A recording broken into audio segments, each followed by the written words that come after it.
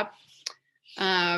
I'll go ahead and kind of start, I think. Kind of leveled out on people signing in. They can join when they get here. But so yeah, we're doing this workshop on neck pain. That's our second workshop online that we've done since good old COVID began.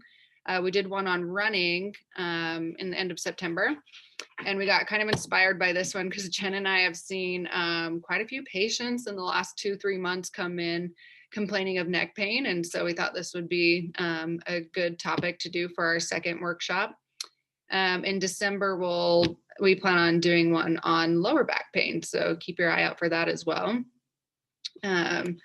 So yes, I am Jenny McAteer, and I own Resolve Physical Therapy. We've been open for 2 years now here in Bend, but I've been a physical therapist for 10 years now, all in the outpatient orthopedic setting. And running is definitely a passion that I like to work on, but neck and shoulder is probably one of my most favorite areas to work on people with too. So originally from Pocatello, Idaho. I have been in Bend, Oregon for 5 years now, so I think I can maybe officially say that I'm an Oregonian.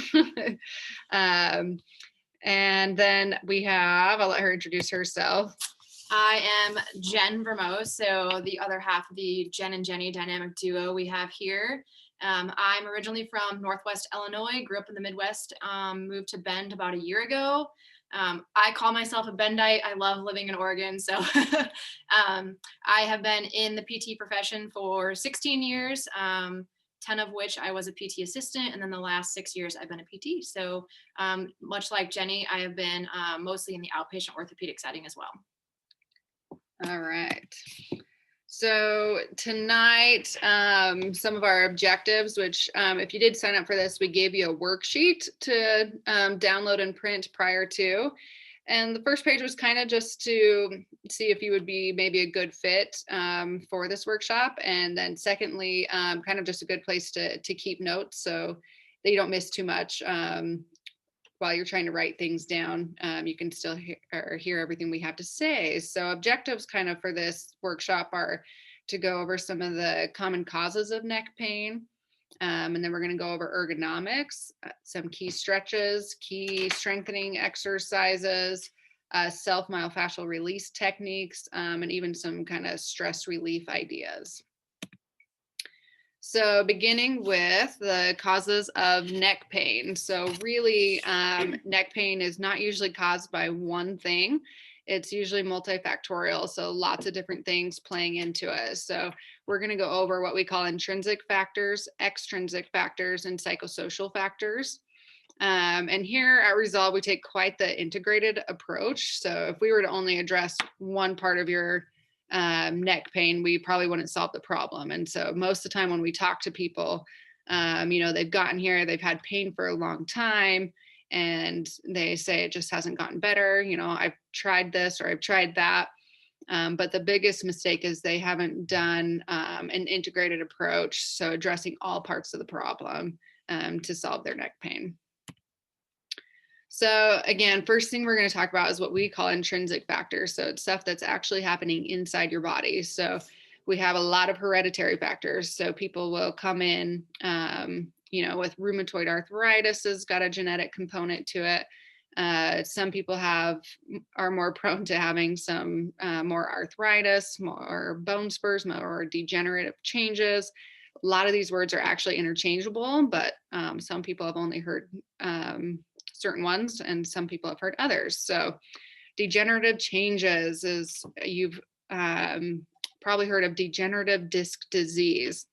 It's a terrible name for it because it's not a disease, but many of us have it. So it's just as we age and we get more arthritis kicking in, more bone spurs, more stenosis, which means narrowing of your spinal canals. We have disc bulges. And so here on the picture here, all the blue ones are your discs. And this is a picture of your neck. So you have bone, disc, yellow is nerves, red is kind of your veins and arteries, and disc herniations. So some people have been in car accidents or taken a bad fall or bad ski accident, those kinds of things, is when that blue disc is actually kind of burst open. And so you lose a lot of that liquid there. And then pinched nerves is a big one. And they're all the yellow ones that come out of each and every spinal level and are related to different parts. So some of you had emailed me and talked about numbness and tingling in your pinky. Well, that's related a lot to the C6, C7 part of your spine, this lower part here. So each level relates to a different part of your muscle, different part of your body. And so when Jen and I ask you a million questions about where your pain is, where your numbness and tingling are, it's because it gives us all ideas as to where some of your pain might be coming from. Extrinsic factors. So using the chat portion of this, everybody, if you're willing, I want you to kind of shoot over what your occupation is. We're going to, again, talk about ergonomics and stuff later. And so we want you guys to be throwing that out there so we can give you some little tips and tricks to start thinking about what you can change to help. So anybody sharing? A nurse working from home. Okay. Professor, research scientist, finance, physician assistant, dermatologist, landscaping. Awesome. Quite the array. Dental hygiene. Yeah, lots of, looks like sitting things for sure, sitting occupations, education. So I've called some of you out already on this list that you can see here. But a lot of what we've seen in the last few months come in are dentists, dental hygienists, auto mechanics, handymen, massage therapists, your nursing mamas, desk jobs, students, people who are suddenly working from home has been a huge one, either because work has been moved home or you've had to move work home in order to teach your kids virtually. But if you'll kind of think about it and even look at some of these pictures, kind of the common denominator there is that each one requires a lot of prolonged neck flexion. So looking down for a lot of these things. So the occupation is sometimes the major source of neck pain here. Continuing with the extrinsic factors are some daily habits. Okay, so sleep is a problem here. People who are not getting enough sleep, and this isn't even going into talking about the proper type of bed or the proper sleeping position. Those usually aren't actually as much of a factor as people might think they are. But people who are not getting consistently good sleep, which for most people is at least 7 hours per night, there's actual changes that take place in our body that, for one, it decreases our pain threshold. So things that might not have bothered us before bother us now. It causes an actual like hormone dysfunction in your body that can relate to, different weight changes and all kinds of different health problems. It can increase your tendency for headaches. So lack of sleep and headaches are very strongly correlated. And water intake. So a lot of our muscles, our ligaments, our tendons, our discs that I showed you, all are made up of a lot of water. So if we're chronically dehydrated, or even just on a daily basis, a little bit of dehydration, it makes us develop, tighter muscles, tighter ligaments, tighter tendons. Those discs that we have in our back are meant to absorb shock. So if they're dehydrated and don't have their water that they should, they're not going to be able to withstand as much compression. So when we're in those forward head postures, you're going to get even more pain than you would have before if you're not taking or drinking enough water. So it kind of, you lose your spinal. So if you lose the water in your discs, you're going to start to lose your spinal alignment, which is going to push and pull on certain muscles, which is going to increase irritation on those particular muscles. And then that's when we start to feel the pain. And this picture right here, right where this lady is grabbing on her shoulder, is where a lot of people have come in and pointing at where a lot of their neck pain starts, is right in through there. So if that's you, keep paying attention here. And then another thing to think about for extrinsic factors is your recreation or your hobbies. So some of the people that have been coming in were hiking all summer. which is great, get outdoors. But what happens is that they have a backpack that doesn't actually fit them very well. They don't have enough postural strength, which we'll go over, to hold that heavy backpack. And so they end up using a lot of upper trap and different neck muscles versus their shoulder blade muscles. Biking, a lot of people spent their summer biking and also had kind of a improper position on their bike, which I'll show you kind of a picture of the differences on the next slides. Reading, a lot of people, including myself, we've all been reading way too much in 2020 with all the crazy news that has been going on since March. Most of it reading on our phone. And what is now being an actual diagnosis or term called text or tech neck. And so this picture is showing all the lovely devices we like to spend all of our time on these days.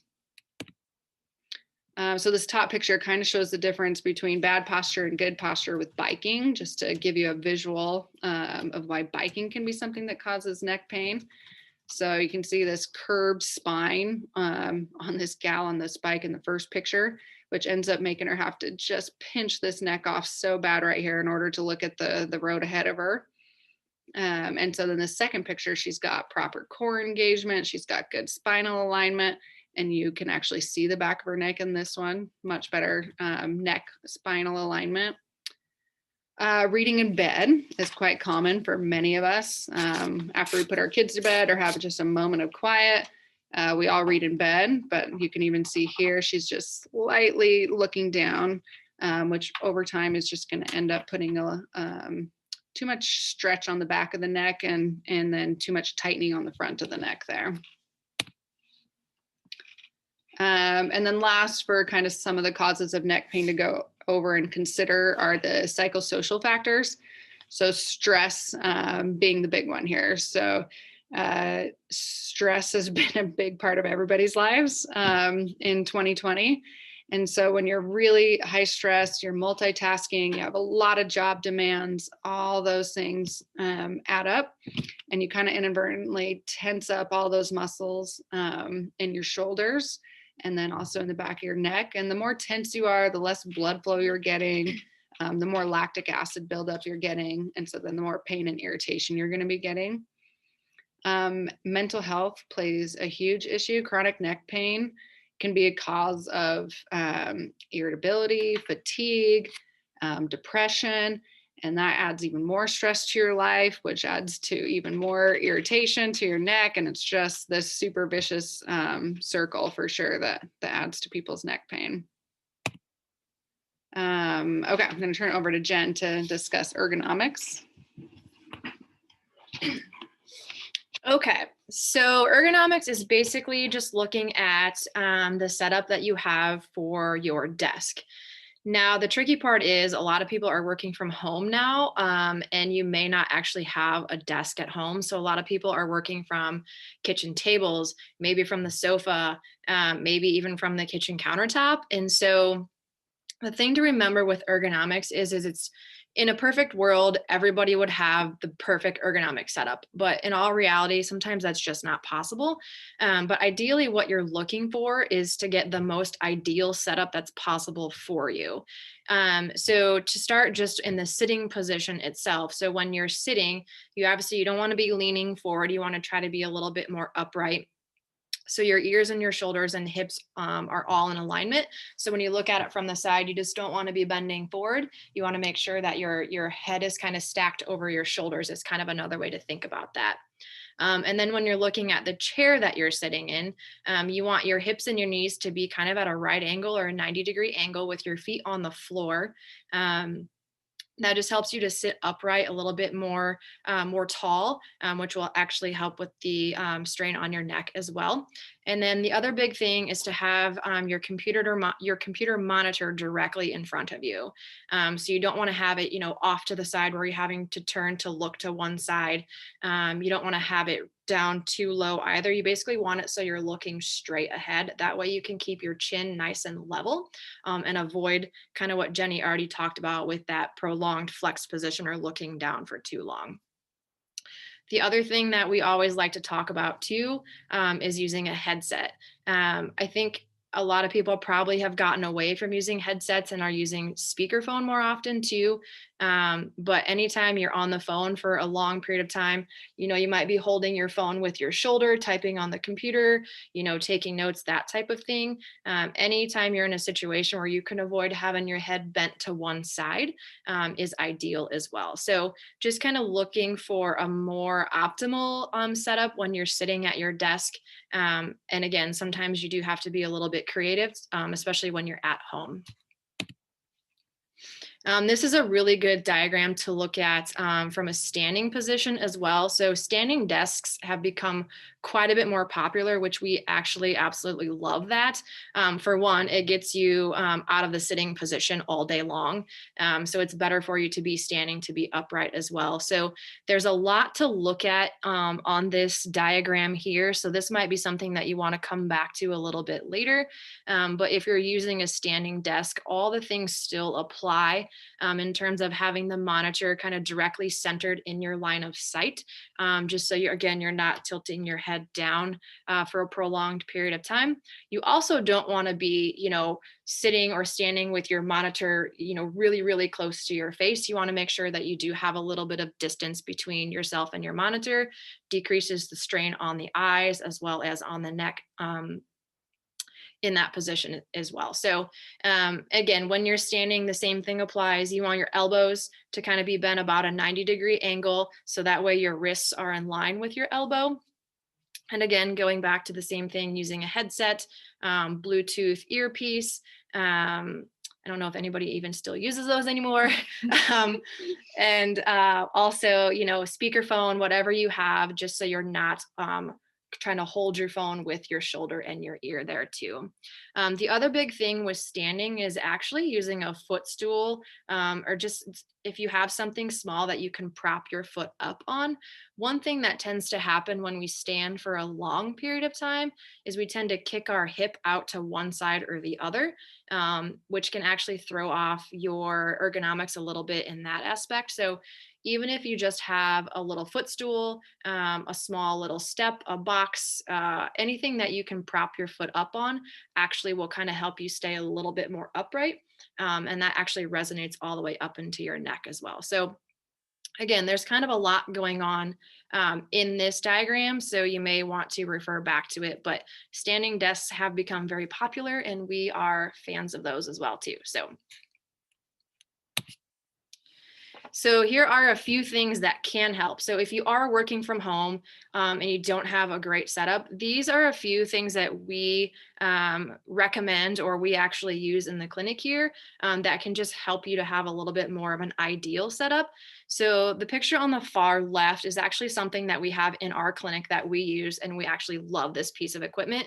It's called the Ergo Tree, and it's actually made by a company here in Bend, and it's made out of bamboo, and it's great for propping your laptop up, but you can also get one that you can use with a tablet. They make one for a cell phone too. So it's just a really handy little tool that you can actually elevate your screen so you're looking more at eye level. And then if you also have like a wireless mouse or a keyboard that you attach to it, you kind of almost turn your laptop into a desktop, but it just ends up being in a more ideal situation. So shout out to Ergo Tree. We love them. And they are actually offering a 30% coupon to everybody who is participating in the workshop. So go check them out if you're interested in that. It is also collapsible too, so you can very easily take it with you, which is also a very handy feature as well. So that's one of the more versatile things, and we really recommend that company as well. So the item in the middle there is just kind of an elevating platform. So this works well just again to raise your screen or your laptop up a little bit higher, so you're looking more directly straight in front of you versus tilting your head down. If you don't want anything super fancy and you're really practical, then you can do exactly what the picture on the far right shows and just stack some books. Just go around your home, find anything that you have that you can use to just prop your screen up or your laptop up. It doesn't have to be anything fancy, obviously. So some things just as simple as using books can be very, very helpful just to really optimize that position of your laptop as well. So as Jenny mentioned, text or tech neck is actually an approved diagnosis now. This is a real thing that we treat and diagnose. And so as you can see by this schematic here, typically when you're sitting up nice and tall and your head is aligned over your shoulders, you know, the human head weighs about 8 pounds or so. And so in that position, you know, there's about 10 to 12 pounds of force that's going down through your neck. Now, every little bit that you start flexing your neck forward, you're putting more strain on your spine and more strain on the muscles that attach to your spine. In turn, you're actually increasing the amount of force or weight that's going through your neck. And so I want to say in the far right picture, we see so many people that are sitting on their phones. I'm going to call out teenagers on this one because I think teenagers are the worst for this one. But, you know, from the 30-degree to the 60-degree bend, we see so many people in that position staring down at the phone. Plus, we spend way too much time on our phones as well. So you really are creating so much more force going through your neck. And you have to remember the muscles in the neck are pretty tiny. You know, when you look at like your glute muscles or your quad muscles, those are very big, very robust muscles.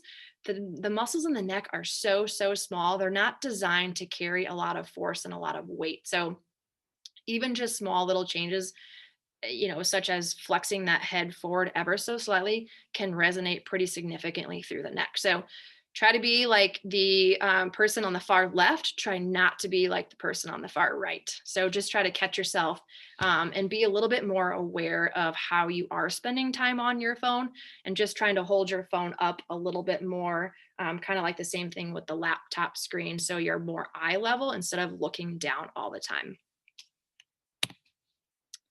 So here are a few items that can help from the phone perspective.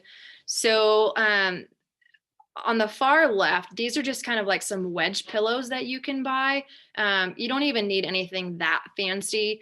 Just taking some extra pillows that you have, propping them up, and then resting your arms on top of the pillow. That's nice too, because that gives your shoulders a break as well. So you're not holding your phone up all the time, but your arms are actually resting on the pillows. So that is a great way to really avoid that forward flexed position. The item on the far right looks pretty ridiculous, but once I saw that, it's actually really amazing. So if you are doing video chatting with, you know, family members or meetings or things like that, and you're holding your phone out in front of you for who knows how long, that's actually going to put a lot of strain on your neck, but also on your shoulder too. So it does look a bit ridiculous, but I mean, it looks pretty cool at the same time. So that's also an option as well. So there's all sorts of little gadgets out there that can be super helpful just to kind of, like I said, put you in a little bit better position. You know, there's really no such thing as a perfect posture, but really the only bad posture is the one that you're in for too long that causes you pain. So anytime you can get out of those forward flexed positions and decrease the strain on your neck, the better. All right, so we are halfway there. So I'm going to turn it back over to Jenny, and she's going to cover another new topic here. All right, so everybody still is with us, I think. So thanks for sticking around.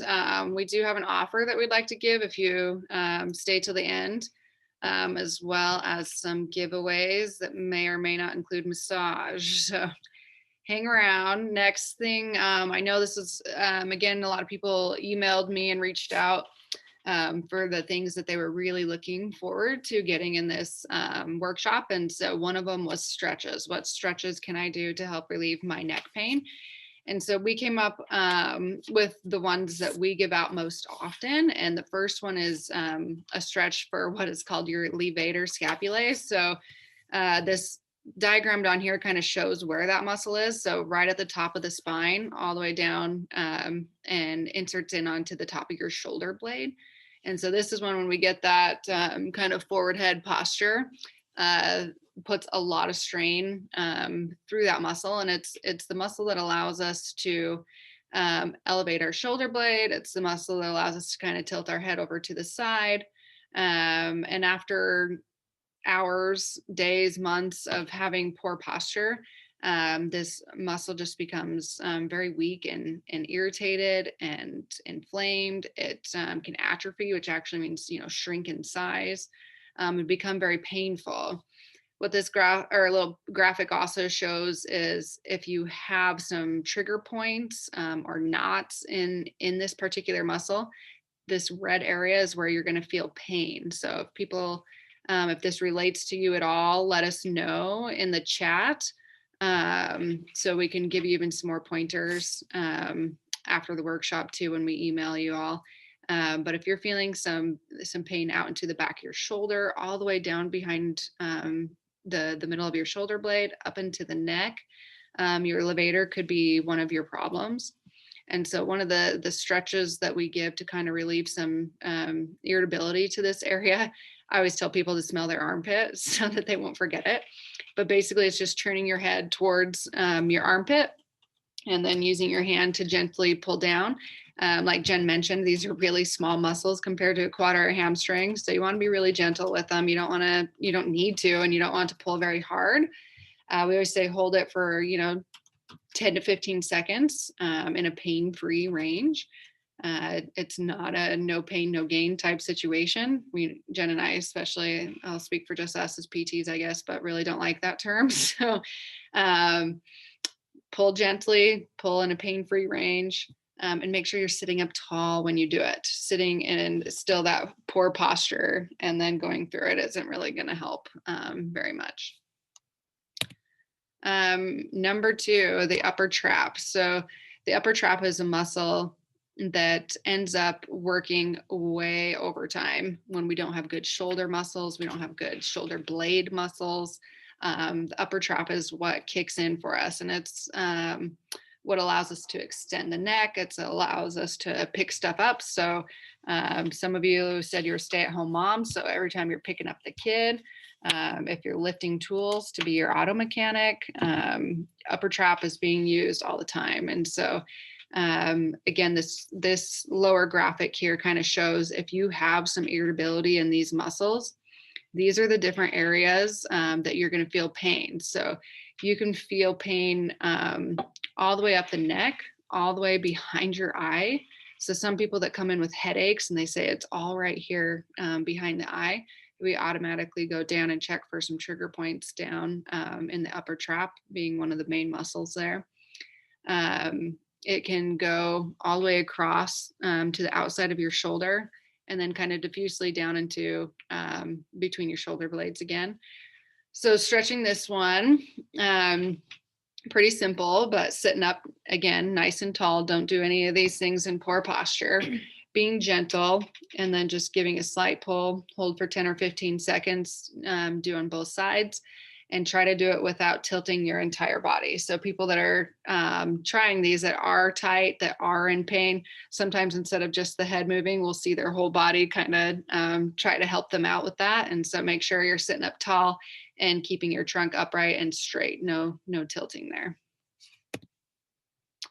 The third one I really always like to show people is for your rhomboids. So your rhomboids is shows right here. It's on both sides between your shoulder blades.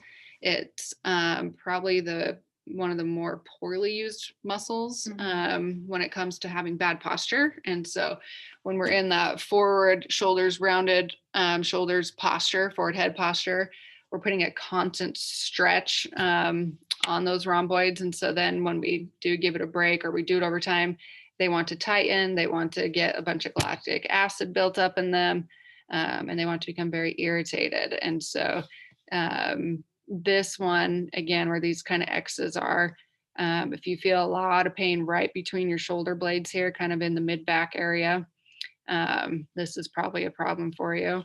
And usually there's not one muscle that has these, it's usually multiple. And so that's where, Jen and I can come in and kind of evaluate where some of these trigger points are. And I guess for people who don't know exactly what a trigger point is, I should say, A trigger point is what most people, when they feel that they have a knot when they're getting massage, is a really hyper irritated muscle. And when it becomes so hyper irritated, basically it just collects a lot of lactic acid and does not get a lot of blood flow. And so you need blood flow for your muscle to contract and relax, contract and relax. And when you lose that blood flow, it kind of stays on a semi contracted position.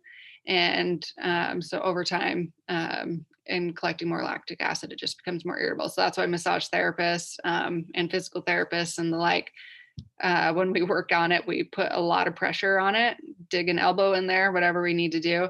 And we hold that painful pressure there because we're trying to force some blood flow in and lactic acid out and allow the muscle to kind of breathe for a second. And usually massage therapists tell you to drink a lot of water after they've worked on you. It's because they want you to kind of flush all that lactic acid out. So anyway, back to these are trigger points that happen in your rhomboids. And so you'll feel pain between your shoulder blades if this is a problem. So the way to stretch this in this upper picture is reaching your arms out in front of you and clasping your hands. And then I always tell people to just pull your shoulder blades apart or pull your shoulder blades away from each other. And that'll give you a good stretch between your shoulder blades. If you need even more of a stretch, you can tuck your chin or look down. And this one we usually hold a little bit longer, more like 20, 30 seconds. They're a little bit bigger than the neck muscles. And then the good old pec muscles. Pec muscles are so tight on people these days, and they're more important than people think they are. The pecs are you can see here, quite connected to the shoulder. So it really assists the shoulder a lot in lifting our arms up, moving our arm across from us, internally rotating. Can kind of cut me off there. And so anytime we throw a ball, we pick up a kiddo, we're pushing a grocery cart, we're engaging those pecs. And so it's kind of another one that with poor posture is definitely overused these days. And so being in those prolonged poor postures, this muscle almost shortens for people. And so when it shortens like that, it just doesn't allow you to be able to sit up and engage the shoulder blades like you should be able to in everyday activities. So trigger points in this one. Again, some of you emailed me about pain all the way down your arm into your pinky, into some of your middle fingers. Look at this picture here that shows if you have trigger points in your pec, it can cause a ton of pain in the front of your shoulder. And it can go all the way down into your arm and fingers if that trigger point is bad enough for the pecs. So the pecs are, again, much more important than you may have thought. And easy ones to stretch. So many different ways to do this. We showed the doorway stretch in this picture here with myself. So again, you want to stand tall. All you do is put your arms on the frame of the doorway and lean forward until you feel a good stretch in your pecs. Hold this one about 20 to 30 seconds. If you've been sitting for 30 minutes or so, this is a good one to get up and do, just to change positions for a minute. It's also known as the corner stretch. So you can also lean into a corner and get the same idea. And we'll go over some other ways you can do it with a foam roller and stuff as well. Okay, I'm going to switch back over to Jen so she can discuss some strengthening ideas. Okay, so we had some questions and comments coming in about some tightness and strengthening and posture and those types of things. So I'm going to cover a lot of that. So if you had comments or questions on that, stay tuned because you're going to really like to hear all about this information.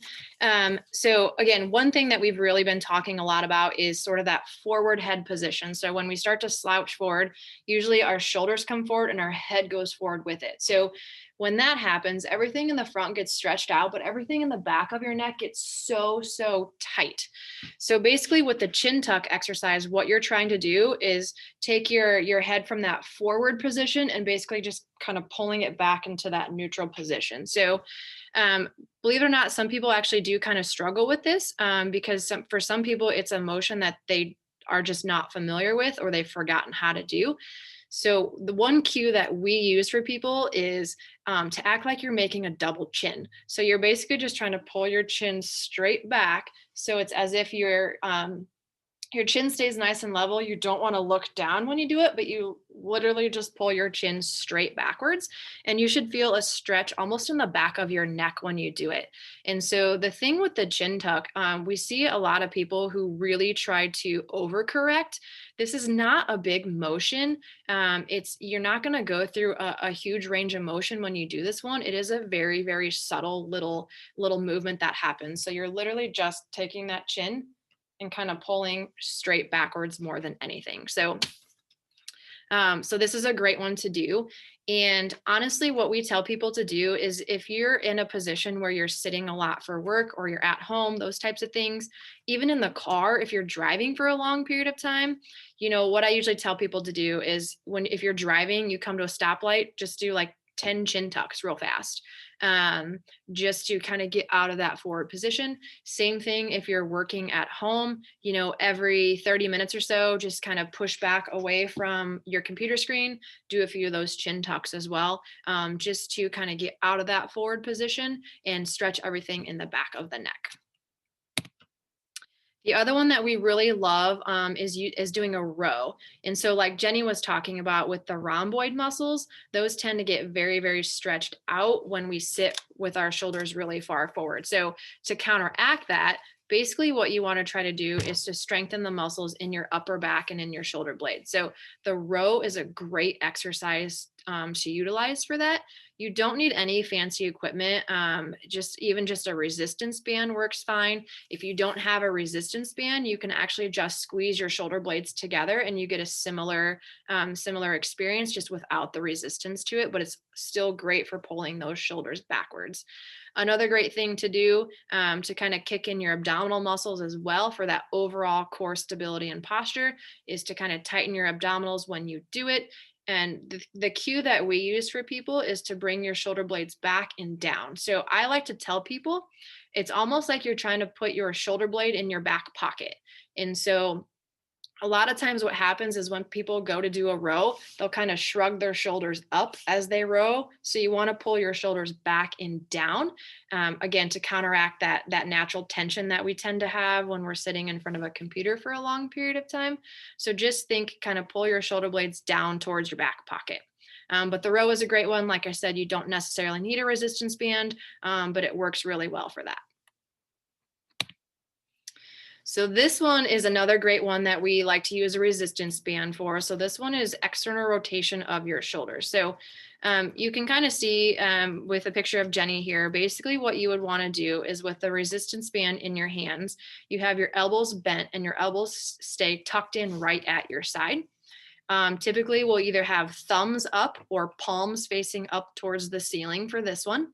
And then all you do is kind of pull your arms apart and like squeezing your shoulder blades together. So you're basically just rotating your arms outward. And again, trying to squeeze between your shoulder blades, using those muscles on the back side of the shoulder and in between the shoulder blades that get so weak when we sit with that forward flexed posture.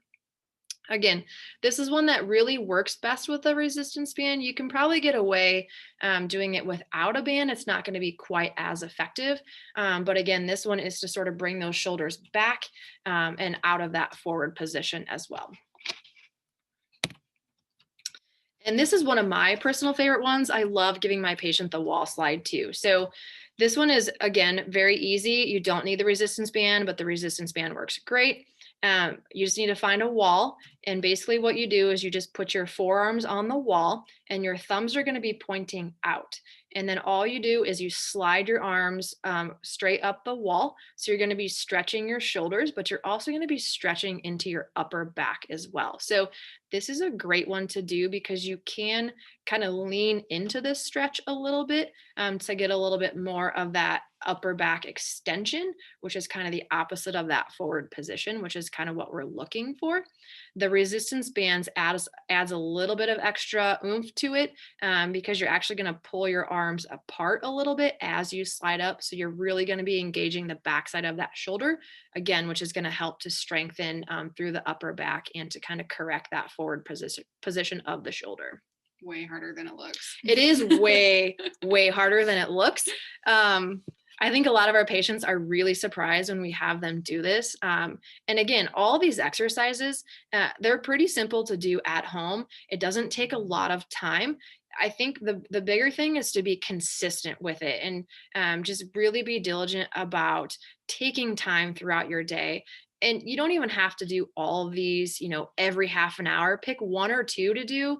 Just step away from your computer screen, take 30 seconds, maybe a minute tops. Just do a few of these stretches. You'd be surprised how much better you're going to feel at the end of your day just by doing a little bit of stretching throughout the day. Okay, this is one topic that we both happen to really love. We are very, very adamant about using foam rollers. And so somebody had asked or made a comment about doing the pec or the doorway stretch, but feeling like they're not getting a great stretch with it. So if you look at the picture on the far right, laying on the foam roller, it's a little uncomfortable, but you do get used to it after a while. But laying on the foam roller with your arms stretched out, like the picture the gentleman shows, is a great way to stretch your pec muscle. This way is nice too, because you have a little bit of the effect of gravity weighing down on your arms. Plus, in comparison to using the doorway stretch or the corner stretch, in this position, when you're laying down on your back on the foam roller, you really can just relax and just let everything stretch out naturally. So we are huge proponents of a foam roller. It's a cheap piece of equipment that I want to say a large majority of people that we see in the clinic tend to have one already. So this is just a great thing to pull out, dust it off, get it out of the closet, wherever it's at, even just laying on the foam roller and just stretching out like that.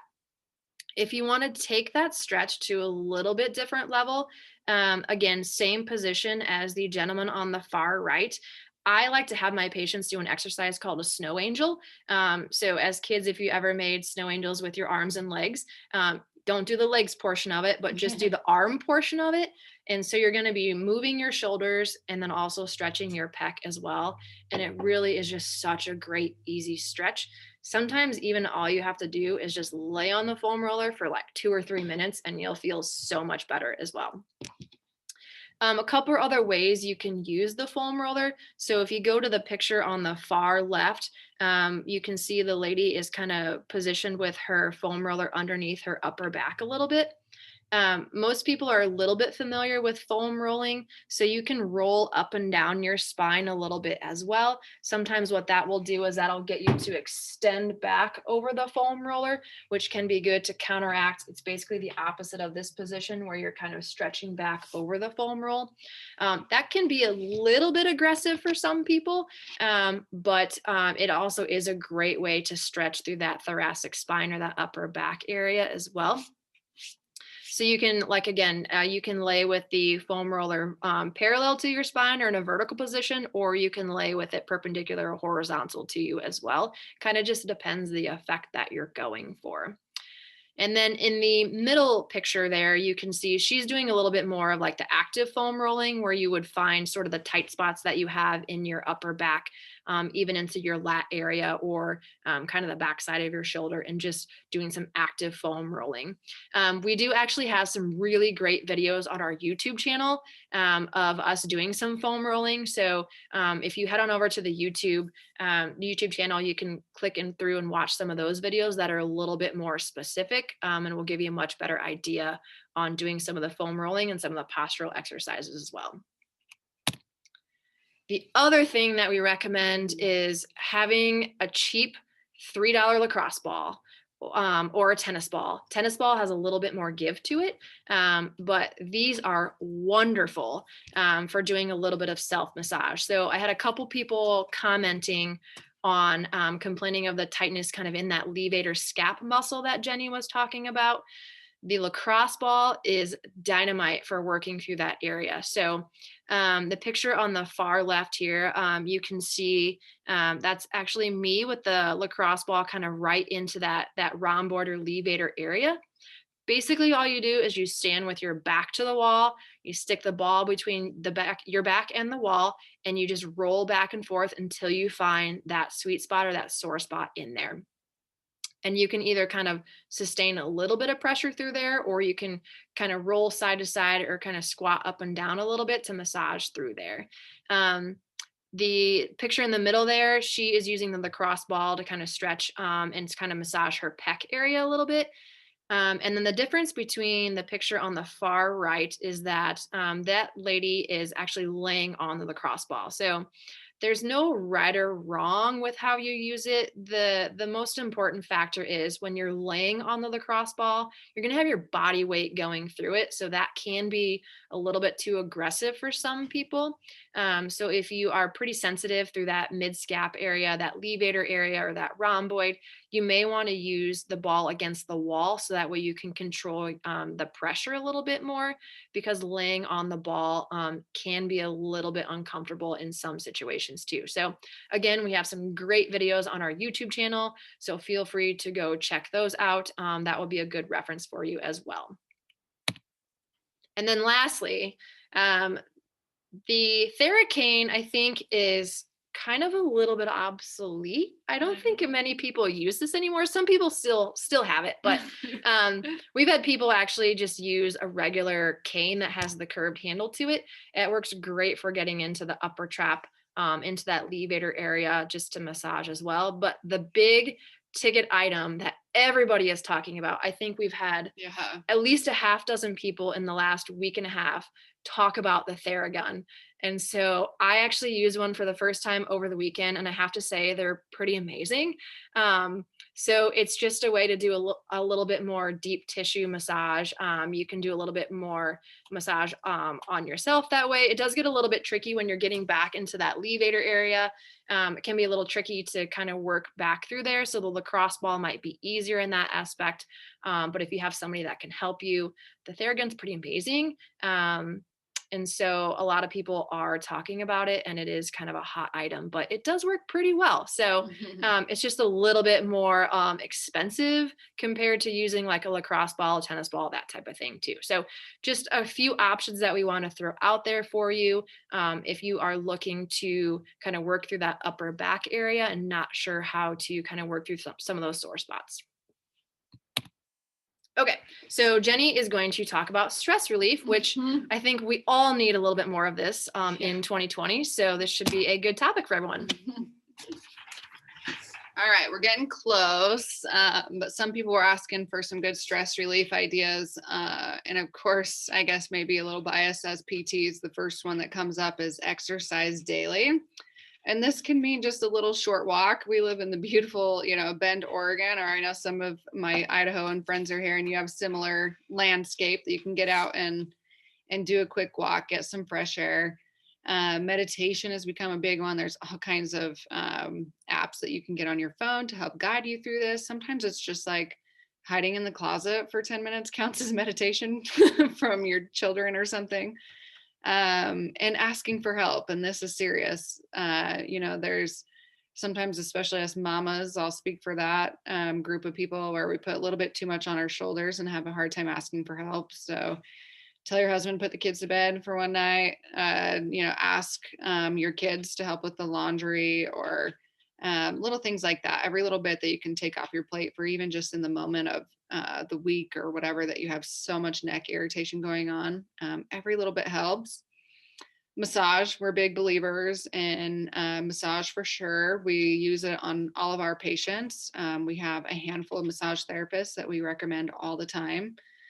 At least one every 3 months, if you can afford it, is fantastic. Or Jen and I can write a script for your significant other to have to perform it on you. Doesn't always work though. Doesn't always work, but it's a good try, and it's definitely a helpful thing to keep some good blood flow going through the body there. A nice hot bath, lock the door, keep it uninterrupted, and take some good relaxation. Dance party is one that does it for me every time if I'm in a bad mood. We even have a sign in our kitchen that says this kitchen is made for dancing. But just to get some stress out, tense moments out, go for a dance party. And taking a nap is another good idea, especially on the weekends. I know we can't really do this on the week very well, but if you can take a little 20-minute power nap on a Saturday or Sunday, All of those together can make a big difference. Even taking 5 minutes just to take some deep breaths. I think it's the Apple Watch that reminds people to take some deep breaths if they need to. And all of it just helps get your shoulders out of your ears a little bit. And every little bit helps. So try some of those. And kind of to wrap it all up a little bit, why do most fail to decrease neck pain? So some of you are commenting like, I've tried this and I still have problems, or I've done that and I still have problems. But I'm going to go back to what I said at the beginning, is that it's a multifactorial problem. And so you have to come at it at an integrated approach, where just stretching is not going to help you. Just getting a massage is not going to help you. And I would say that's what we see the most when people come in, is that they're like, oh, I've done a chiropractor and massage for the last 6 months and it hasn't helped. It's like, well, that's because you're weak in these areas. And so if you don't strengthen them, they're going to continue to be irritated. And so it has to be a combination. I always tell people, it's like, if you're going for weight loss and you do just the diet, but not the exercise, you're going to do okay. You might, help a little bit with your weight, but you would definitely kill it if you did the diet and the exercise. So if you did a combination of both, the massage and chiropractor and some of these activities, as well as the strengthening, then it all makes a difference. So kind of this last point, right? You need to strengthen your muscles to support your neck, which is going to help support some of the ergonomic changes that we're asking you to make, which is going to decrease a lot of muscle tension in those areas that we mentioned, which is going to decrease pain and irritation in those areas, which decreases, the amount of pain signals that we're getting to our brain each day and making us miserable. So just stretching will not work. Just strengthening will not work. Just massage will not work. Not changing anything you do at work is not going to get rid of your neck pain. So, and then every little bit helps. Every little bit helps. If you kind of just think back to that tech or text neck picture, every little bit helps. So if you can put some pillows under your arms, put a pillow behind your back to make sure you're sitting up straight, putting some books under your monitor. A lot of us are going to be working at home for probably a while now. So it's time to get an official setup if you haven't yet. So all of these things matter, and it needs to be a combination if you really want to be successful at treating your neck pain. So yeah, we want to say thank you for coming. And Jen and I have opened up 10 spots in the next week. And we're calling it our posture, ergonomic, and stress evaluation. So we're going to go through and give you a postural analysis, look at your forward head, forward shoulders, sway back, any of those pelvic changes. We're going to look at your ergonomics for home and for your particular job. Funny enough, we had a lot of healthcare positions that answered in that occupational part. And so we're going to review all those types of things with you. PTs don't just do exercise. We actually should be looking at these things all the time. We're going to poke around a little bit and find all your trigger points. And then we're going to go through and kind of look at your flexibility and strength. So typically, if we're doing a cash value, we charge $250 for this. But if we can get you to sign up in the next week where we've opened up those slots, we're going to give it to you for $150 if you want to pay cash. If you have insurance, fantastic. We take all major insurances. And still a lot of people don't know this, but you don't need a doctor referral to come see us for so many insurances. Basically, the only ones you need doctor referrals for now, or if you're Medicare or Medicaid. So you can come straight to us if you need to. And then we have another bonus to the first 3 people who sign up and show up to their PT evaluation. Go to our website right now. I can even look up and see if you've done it. resolveptbend.com. There's a button that shows up that says request appointment. Click on it. Click the checkbox that says neck workshop. Submit it to us. And the first 3 people that can do that, we're going to give you a free 30-minute massage with the beloved Kirsten Anderson. She owns Epic Wellness, and she's amazing, and she's as sweet as they come. You'll love her. And I'm just turn my phone on in case some of you get right in and get signed up. But yeah, we're keeping that open for about a week. And if you have further questions or concerns, Jen and I at Resolve, we always offer free 30-minute in-person consultations. So if there's just some things you need to talk out for 30 minutes, but think you can do the rest on your own, or not sure if PT is right or what have you, we're here for that. If you're not comfortable coming in or don't have the time to come in, I understand that too. So we always offer free 20-minute phone consults.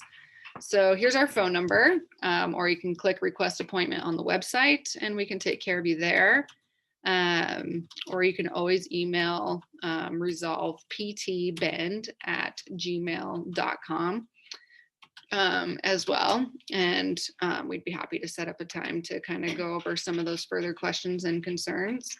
And we can print off some of the questions that came across as we went on. And so if any of them we didn't get to, I think we did get to most of them, we can go back through and we'll just email you personally with a little bit better, more thorough answer. So feel free to throw those out there.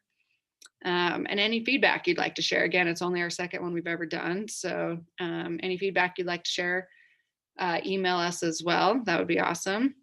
And don't forget to check out our YouTube channel. Yeah. We post a lot of great content videos on our Instagram and Facebook, so you can find a lot of follow-up exercises on there as well, but feel free to check that out also and use that as a resource for you. Okay. So thank you again, everybody, for coming. Appreciate you all for showing up. And yeah, we look forward to seeing some of you and hearing from those that need, a little more help from us. So Jen and Jenny from Resolve. All right, everybody have a good night. Bye. Bye.